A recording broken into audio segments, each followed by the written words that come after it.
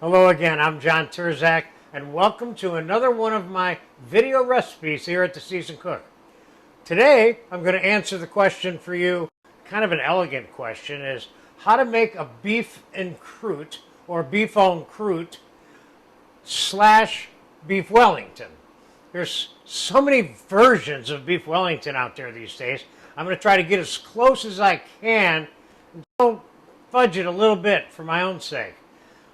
Close as I can means filet of beef tenderloin, mushroom duxelle, which you have a video for, and baked in pastry and served with Madeira sauce. So I'm going to put my beef Wellington and form it in this mold. So I want to make sure my piece of meat fits in the mold. Now, not everybody makes them in the mold. Some people just make them on the table. I've made a couple of hundred of them on the table. But I'm the only guy I know that uses a mold to make these beef Wellingtons these days because I love the way it makes the shape look. So I've already kind of tested this out. And this end is a little too big for me. So I'm going to cut this piece off so that I have a better fit inside that tube. As you see, this is the tail end of the tenderloin of beef. So let's just take a little touch more off over there. I want to make sure this, there you go. Now it's kind of like almost all the same size.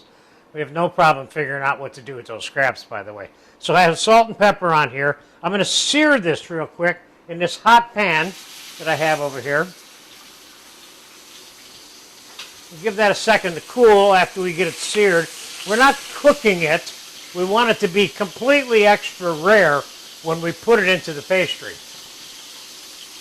Now, if you want, let's say you have somebody coming over your house that wants medium well, but I'm recommending that you make the loaf version, which is what I'm making for you today, a rare to medium rare. So if you have somebody that wants a medium, then you make an individual version just for them. And you can learn how to make that by going to my individual seafood pate and croute recipe and just put all the beef Wellington stuff in the pastry. That way you can make a single version of this dish for somebody who might want it medium, medium well, or more.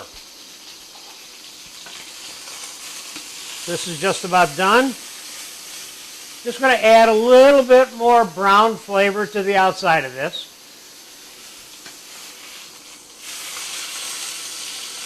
And I'm done.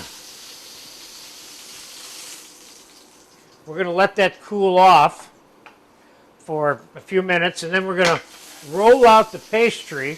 But I'm going to flavor the outside of this tenderloin with mustard and roasted garlic puree, and I'm going to roll it in some breadcrumbs before I set it into the mold with the pastry and the duxelle. So we'll be back in about 5 minutes when we're going to roll the pastry out and assemble this, egg wash it, decorate it a little bit, and put it into a 400-degree oven. So hopefully this won't be a really long video, but it'll be really good. I'll be right back. All right, that filet is cooled a little bit, and it's been about 5 minutes. That's it. So here I have a piece of commercial frozen puff pastry that I bought at the supermarket, which is what I recommend that you do. And first thing I'm going to do, and I would recommend it to you, is I'm going to test it out to see how it fits in here.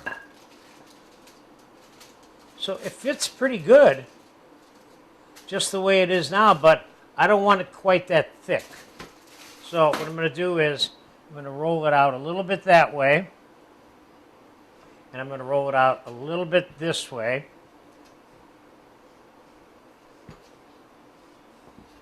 And then I'm going to lay it inside of my mold.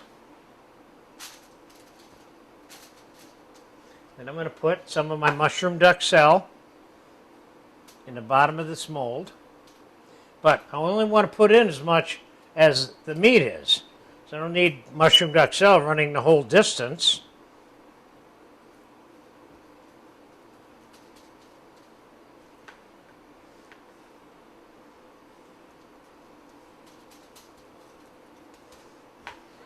I'm going to put a little bit of blanched spinach that I got in here, just a little tiny bit to add some color to this,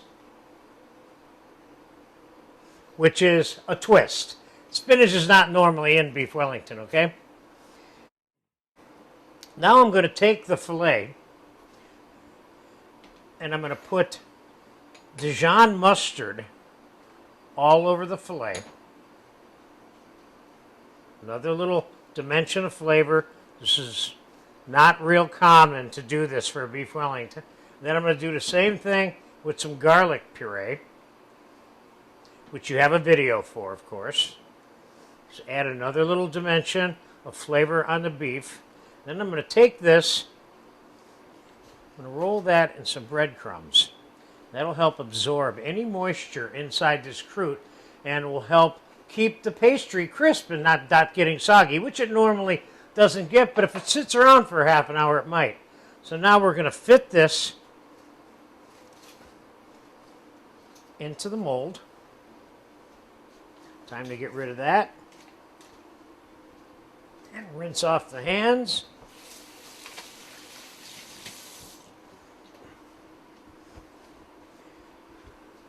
Now we're going to put another quick layer of duxelle on the top of this.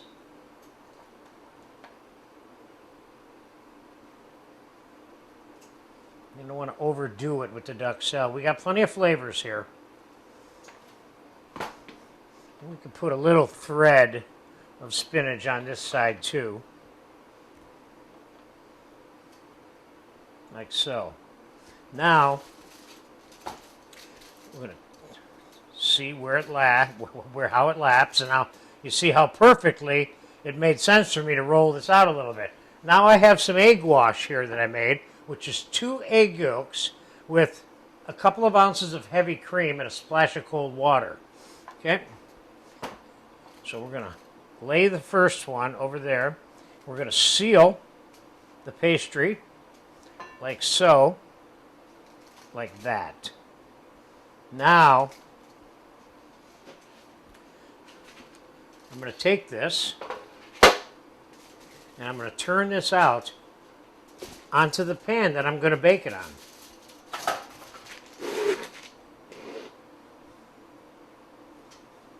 And I'm going to egg wash the inside of this and the inside of that. So this pastry all sticks together like so. Then I'll just trim that pastry with my little cutter.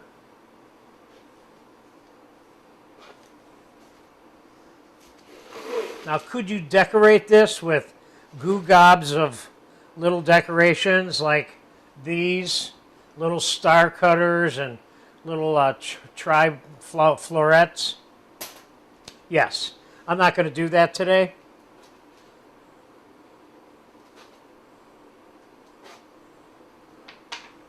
But what I am going to do is I'm going to cut a little hole in the top of this to let some of that moisture out of there when this is baking.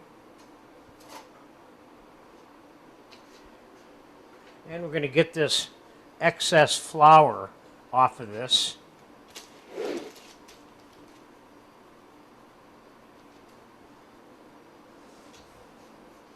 And we're going to score the outside of the pastry with the back dull end of the knife. Just to put a little bit of decoration on it. Because we're going to serve this sliced on a plate. You're not going to see a lot of decorations going on here anyway. But that's up to you. You can, get ballistic on it if you want.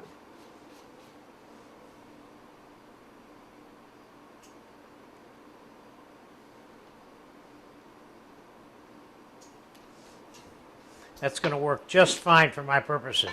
Now I'm going to egg wash this thoroughly.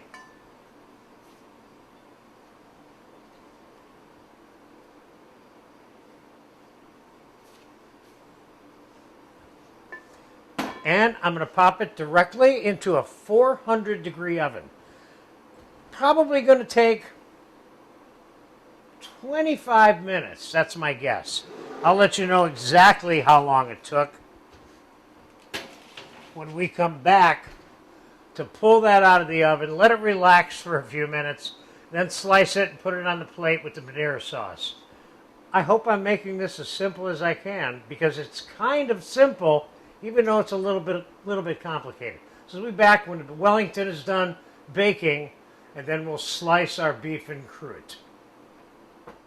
All right, the Wellington is done. Or is it the beef and croute? Just remember, Beef Wellington will always be beef and croute. But beef and croute isn't necessarily beef Wellington, because beef Wellington has some specific connotations where beef and croute means beef and pastry with whatever you want. Okay, so let's get it out.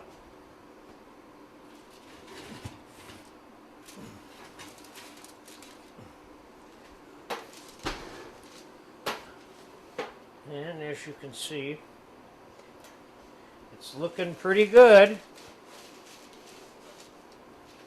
Let's transfer it over to the cutting board. See how that bottom looks good. Look at that bottom. Let's give this 5 minutes to relax, and then we'll slice it on the plate. Okay, it's been relaxing for about 5 minutes. Let's cut into this and see what we got. Let's just go right into the middle. Sharp roast knife. Oh boy, here we go. Oh yeah, look at that. That looks good. So I'm going to show you 2 different ways to serve this on a plate, okay? One way is to serve one nice slice like that and stand it up on the plate. And the other way is to serve a thinner slice, maybe, depending on how big of a portion you want to serve. And serve that laying on its side, like that.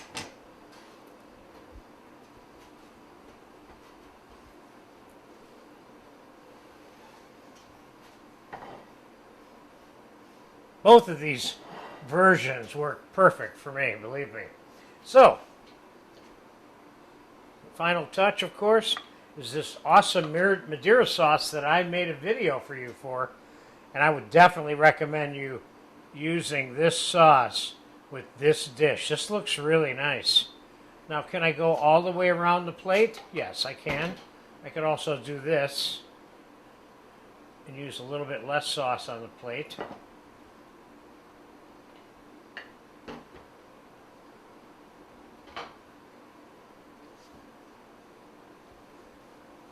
Put a little chopped parsley on that one just for fun. Just a teeny bit on the sauce. And then this one here, same drill. Oh, this Madeira sauce. Oh.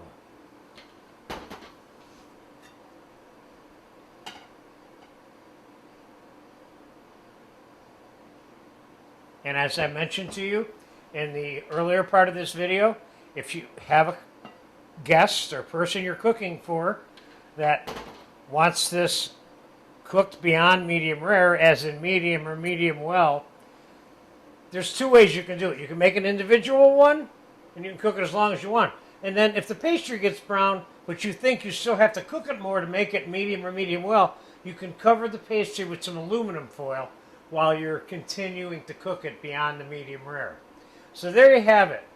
Beef and croute, or Filet of Beef Wellington. They both work for me, and both names work well for me. Enjoy this if you get an opportunity to have this. This is a treat.